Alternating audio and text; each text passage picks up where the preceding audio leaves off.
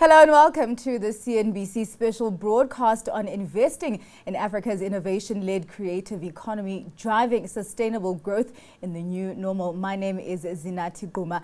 After years of steady economic development and the emergence of an exciting, dynamic and transformative innovation ecosystem across the continent, African innovators have developed African solutions to African challenges that deliver social impact, jobs and value chain creation. And then the COVID-19 pandemic struck.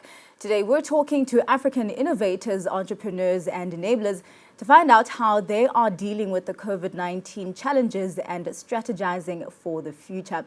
Now, my guests are Mitchell Prather, the CEO of Djembe Consultants, Anna Ekeledo, the Executive Director of AfriLabs, Gregoire Schwebig, the founder of Africa Works, Pauline Kubel, the founder and CEO of AfriProspect and She Equity, and Luis Lopez, the CEO of Honoris United University. Now, it was quite evident even before COVID-19 that the innovation ecosystem on the continent was on track to reach targets for economic growth.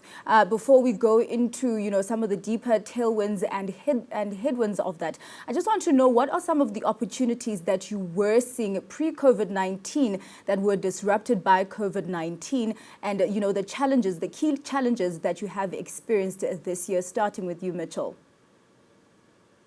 So where we were seeing opportunities was really intra-Africa, because Africa has huge potential, as we all know, and really the opportunity for Africa is to start trading and start working within its own borders. And we were starting to see a lot of opportunities to bring homegrown African companies to other markets within the region.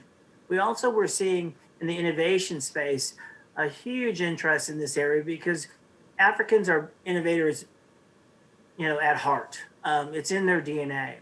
And we were starting to see a lot of cross-border collaborations. We were starting to see a lot of ideas spread across the region. We were starting to see exchanges, and at Djembe, we were right at the heart of this exchange. We were right at the heart of bringing these stories across the region, and equally important, bring them to the global stage, because as I said up front, we're committed to changing the narrative on Africa. And unfortunately, a huge part of changing the narrative was getting together, to attending events, to attending investment conferences. Like right before the pandemic struck, we were in London with the African Investment Conference and meeting a number of African governments, leading corporations, and all the way through to small to medium enterprises.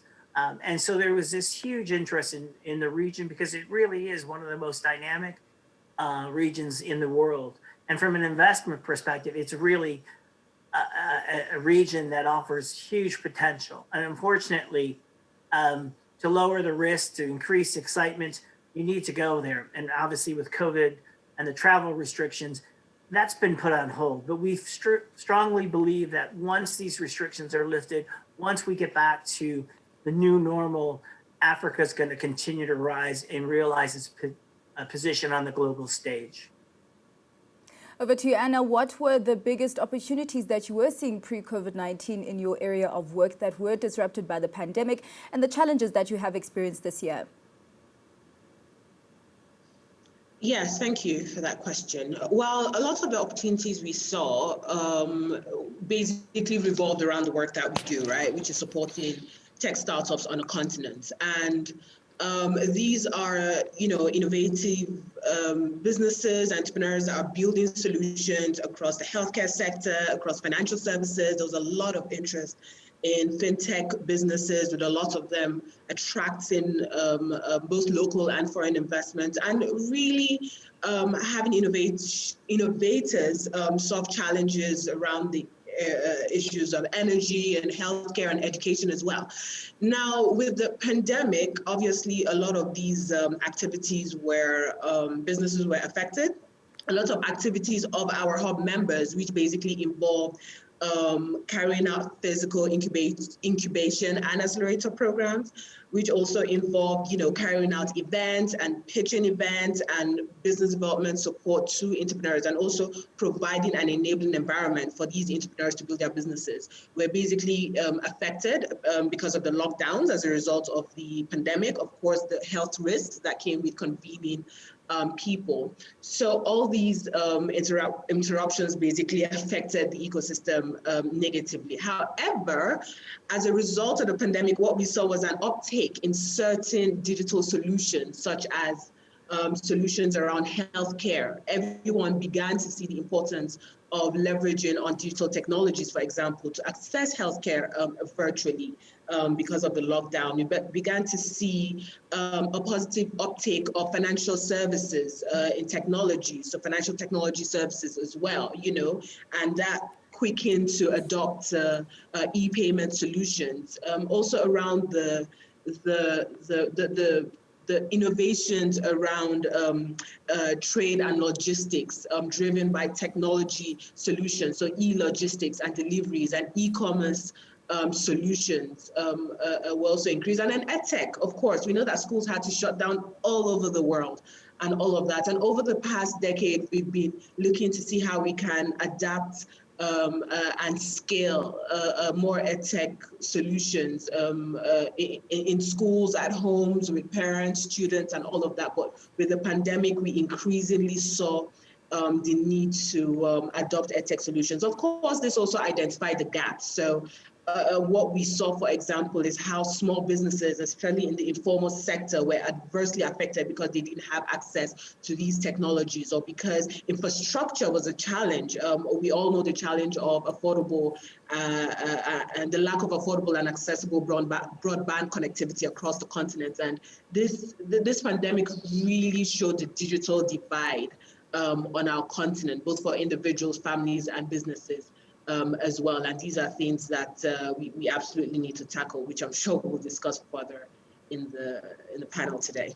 Very interesting points there, Anna. Now, Gregor, I'm moving on to you, and specifically for you, because you work in the office space area, basically trying to develop smart office spaces across the continent.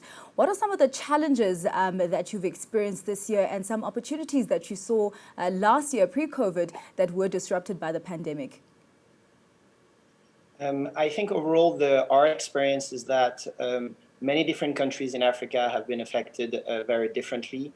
For example, our Africa workspaces in South Africa in general, and more particularly in Cape Town, because they were mostly composed of members of small and medium enterprises or freelancers, were more affected by the pandemic, and were directly in competition with this new trend coming up globally of home working. However, what we've seen as well is that across our core geography, really from Dakar to Nairobi, across sub-Saharan Africa, an enormous resilience. We actually never shut down or never closed our Africa Works co-working spaces.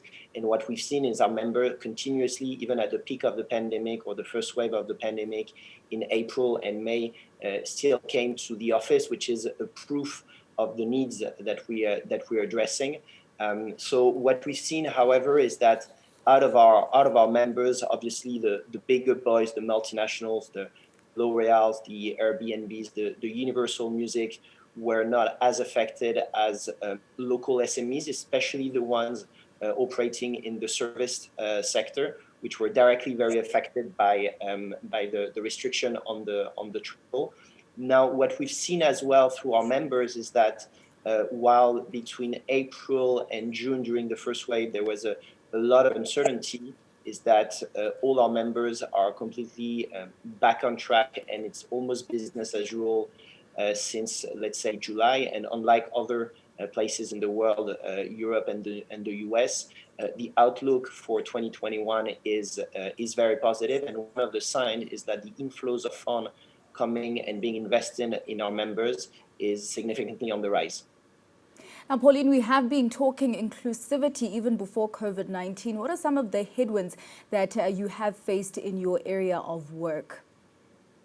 To begin with, I think it's important to highlight some numbers.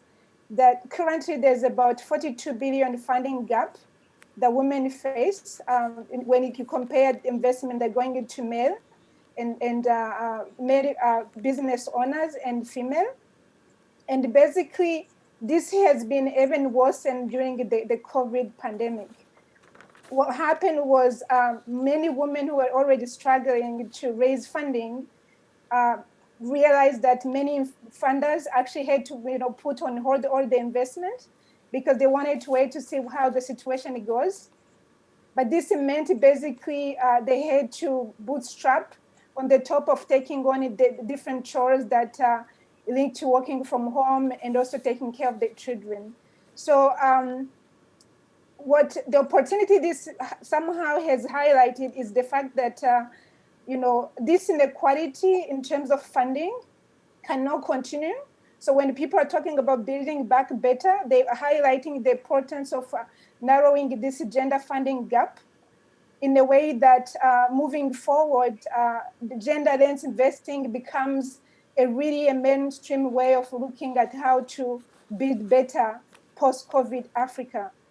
And the other positive part is like many African angel investors are coming together and actually working together towards investing. So there's a huge collaboration happening right now, whereby before, like each investor was trying to do their own thing, but today they realize building a pipeline is the way to go. So in essence, us via share equity, we're building what we call an investment ecosystem, which basically means we want to build the pipeline from like early stage companies that are looking for investment, but we don't stop there. We work with also other impact investors who are interested in coming in.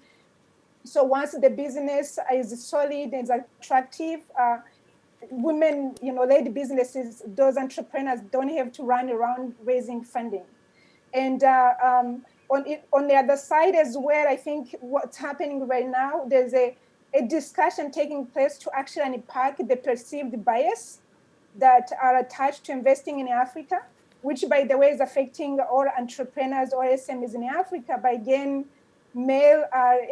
female-led businesses are even facing more bias than male. So what I see is that post-COVID, I hope and I see the trend that we're going to see more investment going in the hands of women, not just because it's a nice thing to do, but because actually it's a smart business. So there's a clear statistic showing how, for example, women reinvest 90% of their revenue towards business that actually benefit the community, comparing it to 40% by male. So this is a fact that no one can deny, and the people are paying attention. Now, Louise, you are in the education sector, and that is one of the sectors where the divide between the haves and have-nots has been illustrated. And I just want to know, what are some of the opportunities that you were seeing, in terms of how you were structuring your curriculum pre-COVID-19, and also the challenges that you have faced this year? Yes, I think when you think about the challenges and the opportunities, one of the first items that we had to consider was, how do we integrate technology? What is the role of technology in the learning process? And that's important because we view the student and the outcome of that student, the success of the student, as our mission. When you think about the topic that we're discussing, and each of my colleagues here, when you have purpose-driven and mission-driven organizations, the challenge becomes, how do you fulfill that? We have education for impact. And so the way we were thinking about this before the pandemic was access, affordability, and quality. What the pandemic forced us to do was to consider how that is imparted in a new world, when you're not on a campus, when you're working from home. And that agility is something that we've engendered in the way we thought about education for impact. What does that mean? It means that we thought about the learning environments now. And the learning environment was not just a classroom. The learning environment was an ecosystem that looks like this one. A computer-based engagement that could be one-to-one or one-to-many. And how do we make that happen? In South Africa, for example, we had to get zero rated with some of the telecom companies so that the students could get access to that ecosystem without fees. It means that we revisited the learning environments physically. And to hear Greg or to hear Anna and to hear Pauline, that's what's interesting about the opportunity. We've taken a step back and said, this is the way we've done it for a very long time. Students coming into our classroom. And it's changed a little bit. It's not just the oracle in the front with 30 seats. It's much more engaging. But what we had to do was say, how does the learner have access, have experience in the workplace, in the real world, not just in a classroom? And so bringing in the concepts of entrepreneurship, bringing in digital into the curricular map has been very important. And it's worked very well. So what we do is we look at the faculty and say, is the faculty ready? That's one of the most important components. How do our teachers engage in this new digital world? And there's training and there's use of technology that we have to promote. There's these learning environments. We're going to be placing the faculty and we're going to be placing the students in physical and digital spaces that are very different than what they're used to. We're going to be using simulation in health sciences. If the students didn't have access to the clinical spaces, we relied on our own medical simulation centers to get those contact hours. We're going to think about virtual internships, not just the physical internships. And we're going to revisit the way assessments and assignments get done and graded. That's what's the challenge and the opportunities that we saw. And so I feel that as a project, our Education for Impact mission was thinking about how we did education different. What the pandemic has done is accelerated every single one of those actions. And in many ways has allowed us to have outreach into the way a person can participate in education in the form that Greg or Anna or Pauline are seeing it. How do we start innovating different from the traditional formal curricular approach? And we have both. We'll talk a little bit more about that, but I think we have what I would denominate a new curriculum, and it incorporates digital and entrepreneurship and personal and social skilling very, very well. All right, thank you. Now, Mitchell, Jembe and AfriLabs have compiled a report on building a more resilient and innovative Africa. You surveyed about 1,000 entrepreneurs and innovators, if I'm correct. I just want you to walk me through the pool of those entrepreneurs, the demographics, and also the parts of Africa that they are from. Okay. Excellent. Yes, as I stated up front, Jembe Consultants were committed to changing and amplifying an African narrative founded on opportunity, growth, inclusion, and innovation. And this is why we partnered with AfriLabs to develop the Insights report with the objective of understanding what was really happening within the innovation ecosystem across the continent during a time of unprecedented crisis. As you stated, we surveyed over 1,000 entrepreneurs, innovators, startups across the region, really just to gauge their sentiments and how they were being affected by COVID-19 and really what matters to them most at present. We also surveyed a panel of experts to gain additional insights as to how innovation could be supported across the region. The two of those experts I'm pleased to see on today's panel. For us, it was really reassuring to see that the report tells an extraordinary story of drive to create new ideas and solutions to entrenched challenges and to COVID itself. It's a narrative of fierce resistance to the forces of uncertainty brought by a global pandemic. In developing the report, we specifically looked at 3 areas.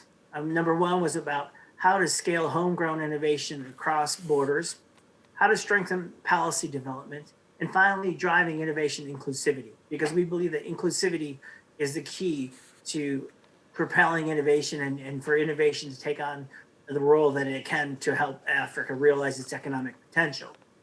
In terms of scaling innovations across borders, growing businesses across Africa is difficult at the best of times with well-known constraints such as weak cross-border logistics, transportation infrastructure, FX and banking issues, high tariffs, language barriers, and limited access to investment capital. These challenges are starting to be addressed with the introduction of the free trade agreement next year. Another aspect to addressing these challenges is really about strengthening policy development to encourage R&D and innovation. While African governments responded quickly to the pandemic, and they should be applauded for their efforts, it was clear from the views of the thousands of Africans we surveyed more could be done.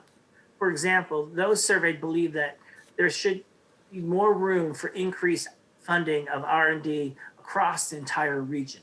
Because obviously when you fund R&D, you create more innovation and it has a knock-on effect. However, our findings do indicate that COVID-19 will accelerate progress in the digital economy. I think if we think from our own personal experience with all the lockdowns and the travel restrictions and everything else, we think about how much we have gone online.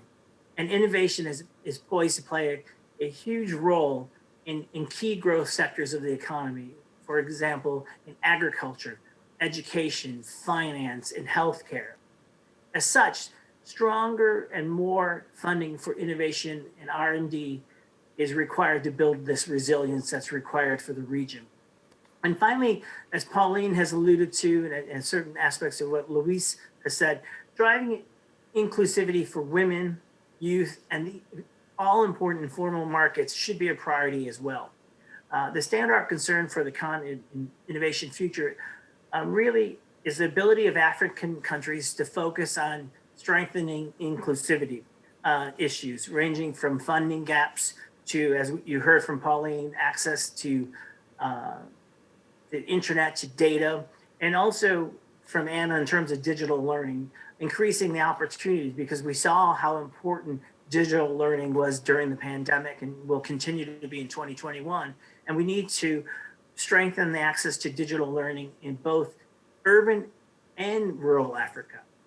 The experts we engaged also in the survey said that we really need to focus on a wide range of policies, from looking at co-creation of policies by various stakeholders, including innovation hubs, to gender responsive budgeting, to data access, once again, connectivity, and reframing education for the 21st century.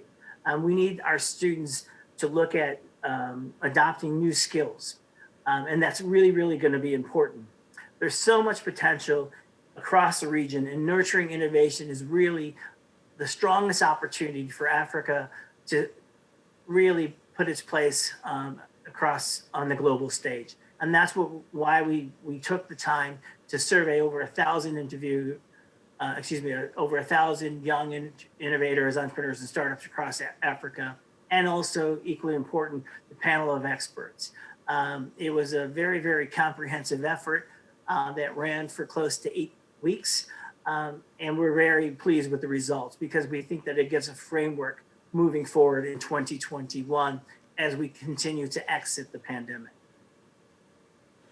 Now, Anna, Africa is the world's fastest growing and youngest population. We even saw from the report that the majority of the respondents, the entrepreneurs, the innovators that you surveyed, majority of them are between the ages of 23 and 30. To what extent is this age demographic, a contributor to the enthusiasm for growth that you are seeing for the continent in the innovation space? Thank you. Well, I'll say the question here is, to what extent aren't young innovators contributing to the innovation ecosystem? So just as Mitch really explained, the really exciting results that came from the insights and the survey that we carried out around our community, it really showed that Africa's young innovators and entrepreneurs are so linked to the innovation DNA of the continent, of the African continent. Now, Africa's, as of 2015, the UN estimated that about quarter of a billion youth aged between 15 and 24 lived in Africa, representing nearly 20% of the African population and making up 1/5 of the world's youth population. Now, this young and growing population presents an opportunity for us to develop innovative ideas into solutions, support them in the much needed digital skills that would serve the African and global markets, and also to build high risk, high growth ventures. Now, Africa's youthful population is a powerful opportunity for accelerated economic growth and innovation. And young people across the continent are constantly trying to make an impact. and they have the energy, the resourcefulness, and the time to build these sustainable solutions, which we've spoken about earlier today. Now, at AfriLabs, what we've seen with our community of 240 member hubs across 48 African countries and 104 African cities, with a collective community of over 1 million people, is that young people make the bulk of our innovation communities across Africa. Now, these are the innovators, these are the entrepreneurs, the developers, the creatives, and so much more, all contributing to the innovation economy in Africa. Now, these are the ones that get the work done for the most part, and basically have the resilience to learn and the ability to learn and relearn. And it's really encouraging to see these vibrant numbers getting things done on the continent. Now, innovation isn't, I always say that innovation is not some fancy word with a complex meaning. It basically means finding better ways to improve lives, businesses, and the environment. And our young people are constantly trying to do so. Particularly, African young people who are very aspirational and are constantly seeing how they can make their lives, their families, and the society better.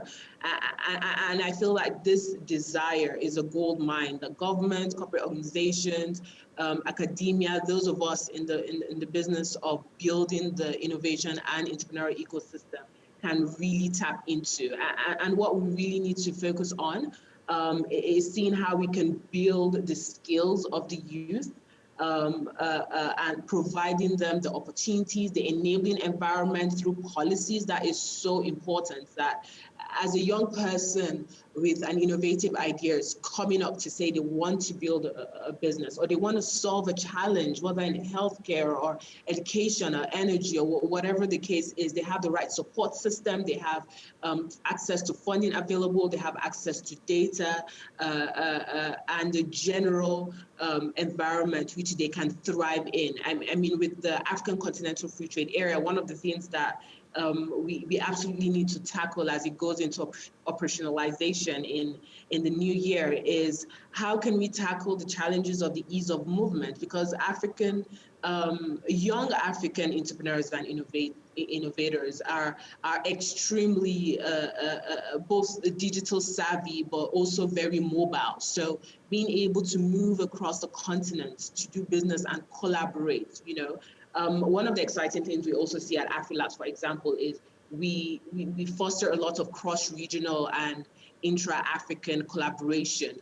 And what comes out of this is innovators and entrepreneurs meeting, sharing ideas, and looking to build businesses together. Now, for this to happen, there has to be ease of doing business across the continent. There has to be ease of movement. There has to be interoperability of financial systems or payment systems, and all of that. And this is how we can basically take advantage of the gold mine that are basically young people and the youthful demographic of our African continent.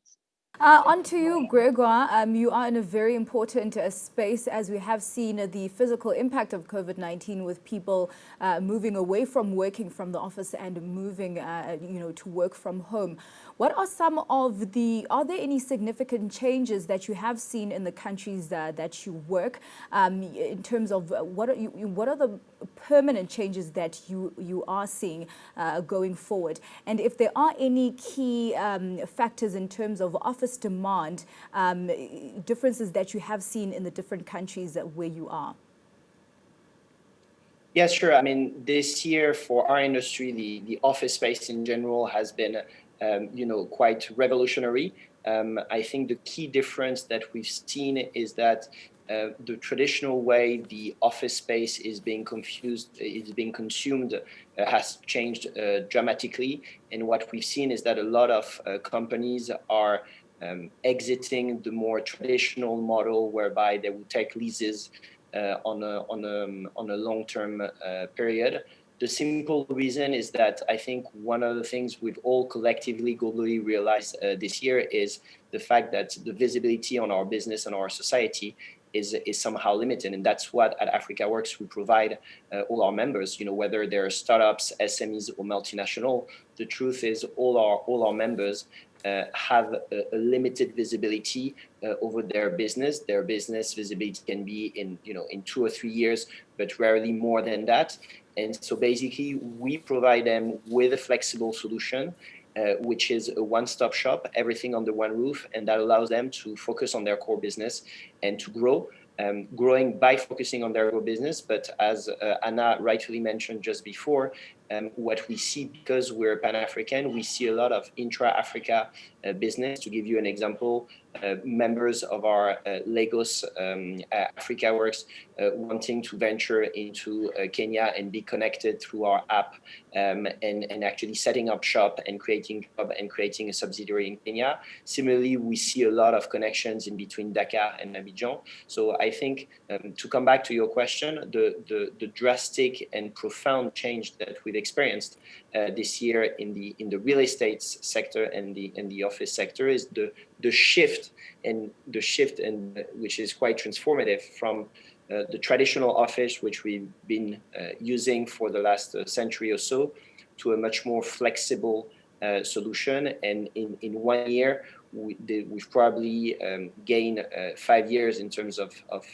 this change.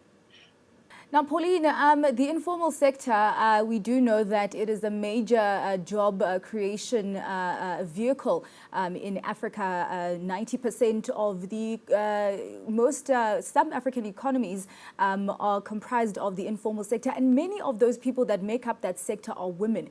I just want to know, because it would make sense, for women to be able to access interventions, assistance from government and, players in the private sector. And I just want to know why it has taken so long. And also, we are having, conversations about inclusivity now with COVID-19 accelerating the need to invest more in women-owned businesses. When are we going to start to see, some of that assistance coming in? Thank you for the question. So basically, the informal economy is kind of scary for many investors. So many investors, basically to begin with, especially foreign investors, when they're thinking about investing in Africa, they think about risk. And I want to highlight most of the risks are perceived risk. They're not really true risk. So then when it comes to investing in women, it means many women are still in a formal economy, means a double risk.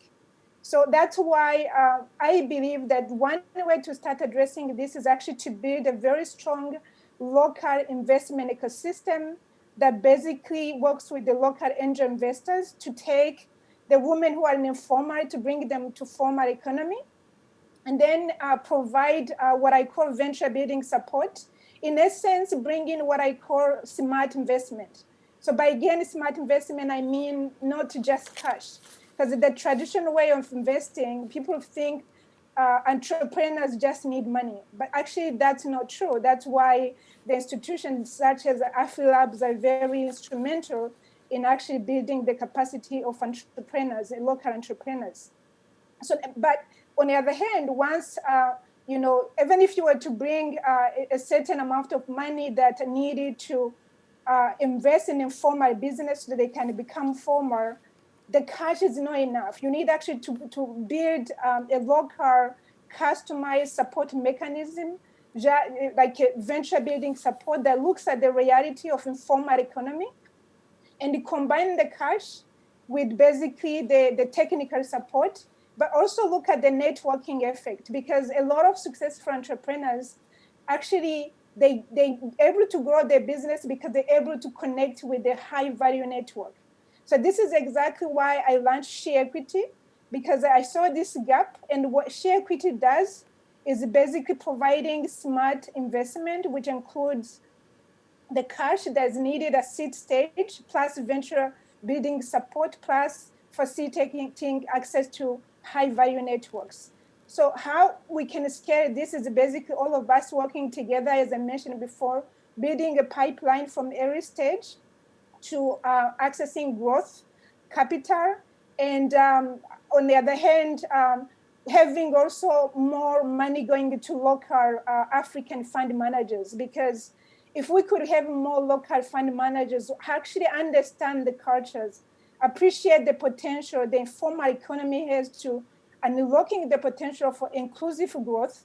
That's how it can happen. But unfortunately, again, when it comes to accessing funding, the same bias that applies to investing in African entrepreneurs also applies to when it comes to investing in African fund managers. But the good news is this being discussed. There's a lot of people who are not paying attention because one, they're realizing what they're missing out. They're realizing by not actually taking so many African women who are informal to go to formal, there's a lot of business that are being lost. People are realizing this is not a charity, it's a smart business. And there are also many examples right now that are being highlighted. Of course, we need more. And those examples show how actually investing in female-led businesses are very successful comparing to actually the performance of business run by male. So we need more example.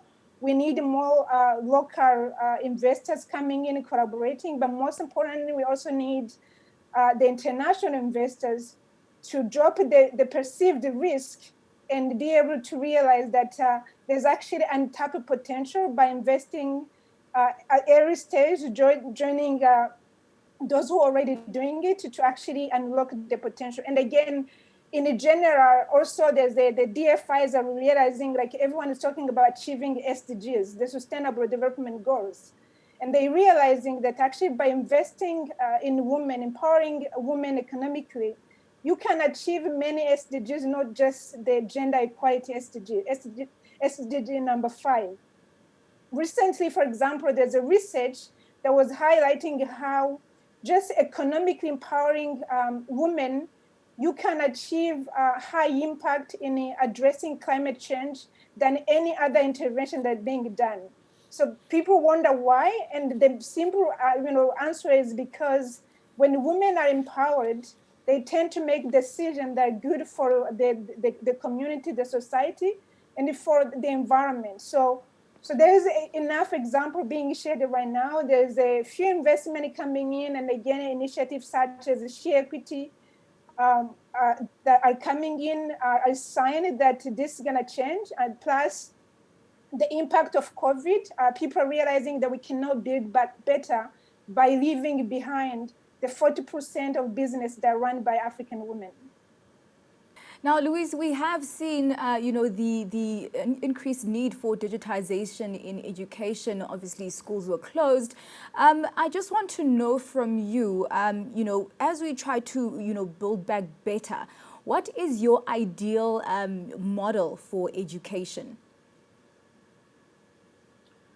I would say that the ideal has to have the context of education built in. What does that mean? It means that I view education over a lifetime, and it's about self-development over a lifetime. So as I think about new models or the ideal model, it has components of formal, what we've known, what all of us on this video and this conversation have had, and elements of the new.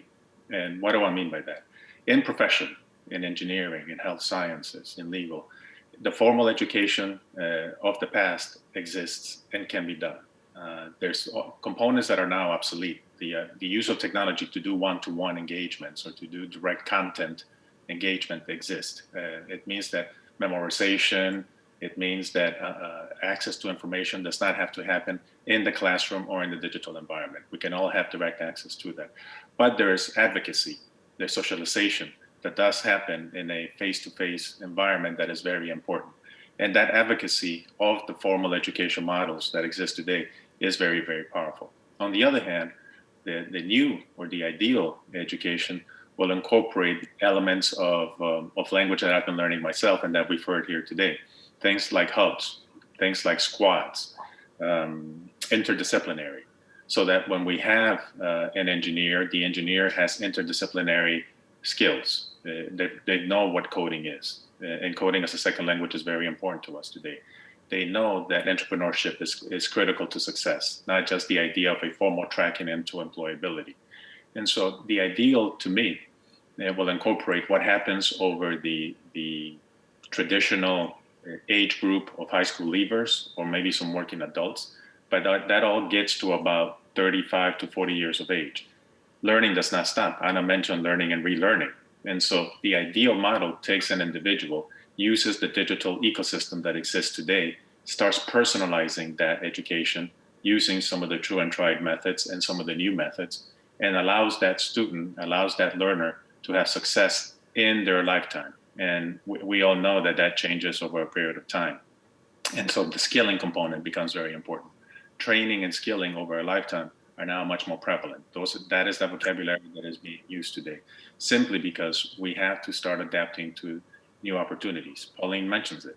If there's opportunities to invest and there's opportunities to do Greg in his spaces, then it can only be done with a mindset, and that's what we try to do. The ideal or the new template should be student success and what that student views as success. How do we prepare that student for success? And I think that's something that's going to be ongoing. There is a digital divide, and the importance then is how the K through 12, how the primary and secondary school systems start adapting to the new realities, so that when higher education comes, that agility and that wherewithal is much more noticeable. And I believe that that's going to happen very, very quickly. We've been experiencing it ourselves. We in the projects that we sponsor, whether it's in child development, we have a school of education in South Africa where what we're doing is taking mobile libraries into the rural areas. Mitchell mentioned a little bit of this earlier on. As part of that effort, we bring literacy in a physical and in a digital way to those rural areas. We have an I Teach lab with respect to the School of Education, where what we're doing is having a pedagogy for the 21st century. That's teachers that are able to use technology, that are comfortable with the use of technology, that move beyond student measurement. And that to me is very critical to student success. So instead of viewing the learning experience with KPIs, we view the learning experience over a lifetime with success points along for that student. What are some of the key things that are going to propel Africa's economy to a comfortable seat on that stage? I need two specific things from each of you, starting with you, Mitchell. I think the first thing is obviously with the free trade agreement that's meant to be implemented next year. There's definitely optimism that the agreement will increase economic activity. Because currently, if you look at the situation, inter-regional trade accounts for only 17% of Africa's exports, compared to, say, 59% in Asia, 69% in Europe. So there's huge economic growth potential. There's huge upside potential in implementing a free trade agreement. According to our report findings, the agreement also will help boost collaboration between African entrepreneurs by increasing opportunities to scale across borders. Africa as a region will benefit immensely from this diversification of trade. The challenge for African policymakers is how do they extend these opportunities and derive benefits to the informal markets? It's really the informal markets is making sure that we bring the informal markets into the formal markets, because in some African countries, the informal markets represent 60 to 90% of the GDP. So you need to address the challenges that are being experienced in the informal markets. Also, as Pauline and Anna and Luis talked about, is inclusivity. How do policymakers ensure that inclusivity is built into the execution of the trade agreement? Addressing these two critical issues would dramatically increase the economic impact of the agreement, and also will spur economic growth, will spur interest in the region. And we also believe that another area that will drive innovation and economic growth is really about nurturing innovation, making sure that policies are in place that truly reach down to the grassroots, that truly support these young entrepreneurs and innovators as they move up the operational scale in terms of idea generation to research, to development. And that's why the innovation hubs, that Anna represents are so critical, and working all the way through to secondary education, all the way through to tertiary education as well. And then finally, pulling it all together and saying, once we create these opportunities, that these young startups have a place to go to be nurtured even further. So that's why something like Africa Works is critical to the mix as well. And pulling all of these aspects together, from inclusivity to access to nurturing innovation to supporting their growth, will really help Africa realize its true economic potential. And that's why we're very excited at Djembe to be a part of all of this mix. I think everybody on today's call we have worked with, we support, and we see huge potential in Africa's story. And it's really about nurturing the story and getting it out to the world. So those are the primary areas that we see opportunities going forward. And are two key things that will make Africa a worthy competitor on that world stage, especially, on how Africa can use innovation hubs to propel that growth? Okay, so I'll definitely say, Mitch has summarized it perfectly, right? But then innovation hubs on the continent basically forge a nexus to work with other stakeholders in the ecosystem, right? So it's really important to strengthen innovation hubs as these infrastructures that can work with corporate organizations, that can work with government, that can work with academia and research institutes, and as well as investors. I mean, Mitch earlier mentioned, and I think Pauline has made a really good point about it in terms of inclusive growth and inclusive development. And one of the things we've seen that innovation hubs play a really important role is supporting the movement of businesses from the informal sector to the formal sector. For example, one of the programs we run in rural Africa focuses on working with innovation hubs across 5 African countries to work with really small businesses that are largely affected by the COVID-19 pandemic, to run them through capacity building and business simulation support, as well as funding to formalize their businesses and take advantage of economic policies within their environment. Now, this is also supported by the African Union and UNDP, and it gives an example of a multi-stakeholder approach to basically boost the innovation ecosystem and support businesses in informal markets. Another thing I would say as well is invest in research and development. I mean, this is so important and cannot be overemphasized. I mean, Africa is home to 15% of the world's population, but only accounts for 5% of the world's GDP. And just 1.3% of the globe's investment in research and development. Now, to also add to that, we only hold about 0.1% of the world's patents. That is not enough. Now, while in 2007, African leaders committed to invest in 1% of GDP in R&D, with some countries such as Kenya, Rwanda, and Mauritius making a pledge to increase their budgets. Most African countries have not met the target, and not even close. So African governments really need to increase their R&D and innovation budget. Now, this isn't a nice to have. It's basically a must-have if we're going to really tackle our biggest challenges across various sectors in Africa, as well as be competitive. Now, speaking about being competitive, what a lot of innovators and entrepreneurs are looking to build in terms of their businesses are largely supported by innovation hubs, right? Innovation hubs provide capacity building, networking opportunities, access to expanded markets, access to funding and all of that. But government needs to work to invest in these innovation hubs and strengthen them as institutions that would have that multiply effect in supporting innovators. Now, link that to R&D, working with academia and research institutions, as well as corporates, which we believe should also be incentivized to invest as well in R&D. And what would have is also a system which we need to build to move from patent registrations and R&D development to commercialization, and that's how we'll be competitive not only within Africa but within the world as well. We also need to look at the areas of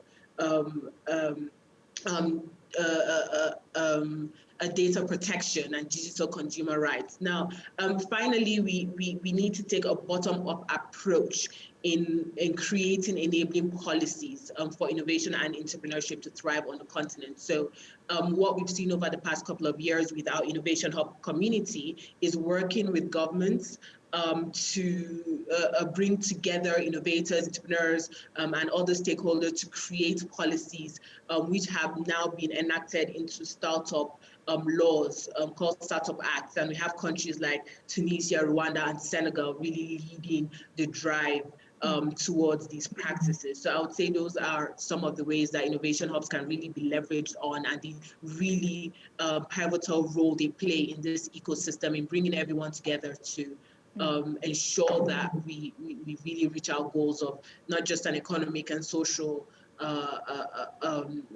social development driven by innovation, but also looking at issues around environmental sustainability and the likes.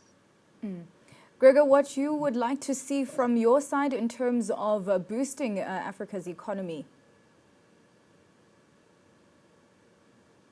I think at our works, what we've realized is that there are two things for us which are really needed to boost Africa's economy.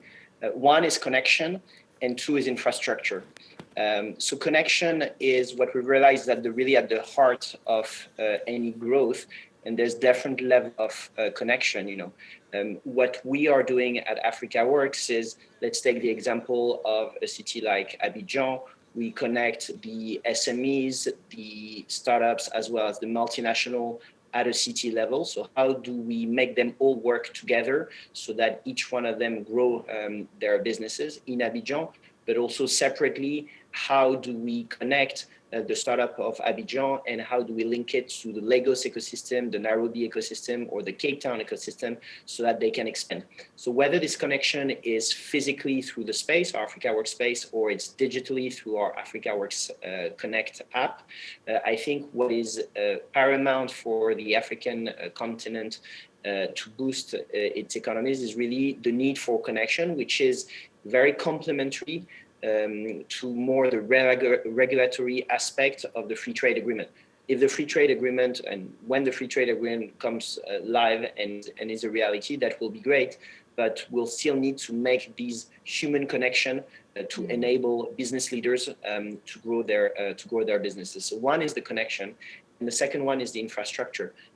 Sometimes when we say infrastructure, we don't only think about the traditional, the hard infrastructure, the airports, the roads, but also the soft infrastructure in the form of platforms to grow their business and actually to focus on their growth business.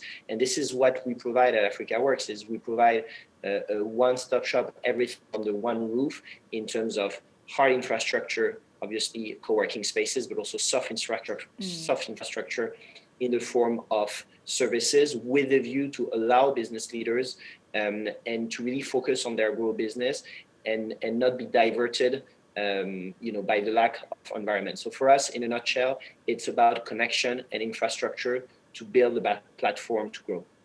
Pauline, what you'd like to see, especially taking into account gender responsive budgeting? So it's very simple. It's two things. One is closing the 42 billion gender funding gap we see in Africa. And the second is building a partnership, a public-private partnership between basically foreign investors and the local policymakers, so we can actually address the perceived risk. Because again, many foreign investors are interested in coming and investing in Africa because they know that Africa is the only part of the world that is promising high growth in the next 10 years. So, but on the other hand, they have this perceived risk whereby they think investing in Africa comes with more risk than investing in other countries. So this can be addressed if actually there's a trust building between the ecosystem involved in investing in Africa. So those risks can be addressed one by one. And going back to reducing the 42 billion funding gap we see, it's very simple. It's like in 2019, only 5% of VC funding actually went to business run by women. So to change this is not very complicated. Again, if we look at the positive story we keep seeing, showing how if you invest in a woman, in African women, you achieve more than one SDGs, you basically have an impact, high return. And the trickle-down economy is really quite very high. So you address those two things. You basically build a pipeline to get seed funding, but also eventually get the growth funding, which will allow more business born in Africa actually to grow and scale globally, and people can start seeing business that made in Africa that are scaling globally, and that's how you get respect. Louise, your take on growing the African economy from your side as well, considering the importance of research and development in your field.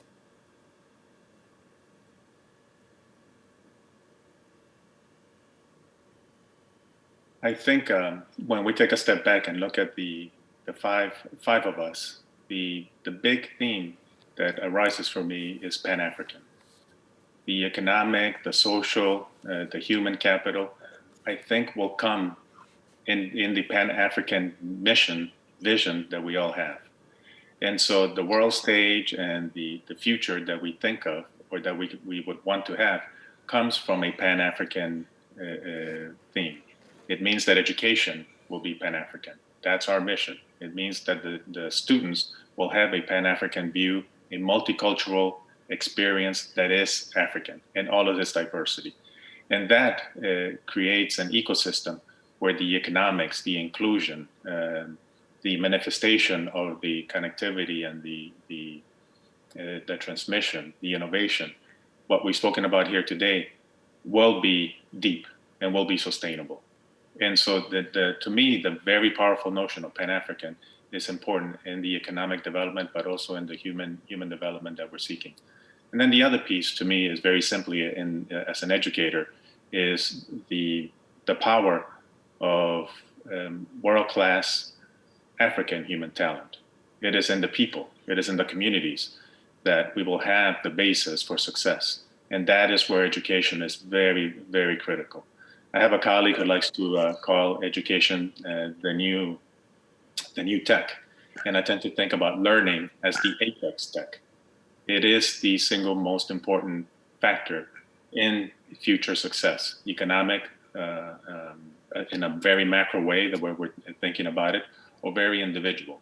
And when we think about education for impact at Honoris, that's how we begin. The moment you change the trajectory of an individual, you change the trajectory of that family, the trajectory of that community, and potentially the trajectory of a much bigger nation impact. And that, to me, is the essence of the future of Africa. Pan-African, but it starts with the individual and with the communities. Thank you for joining us for that conversation as we try to build back better. We need to build a more resilient and innovative Africa, and obviously government and private sector parties will have a big role to play in that. Thank you very much to my guests. That was Mitchell Prather, the CEO of Jembe Consultants, Enna Ekeledo, the Executive Director of AfriLabs, Gregoire Schwebig, founder of Africa Works, Pauline Kubel, founder and CEO of AfriProspect and She Equity, and Luis Lopez, CEO, Honoris United Universities. Thank you very much for joining us at CNBC Africa for that special. My name is Zinati Goma. It's goodbye for now.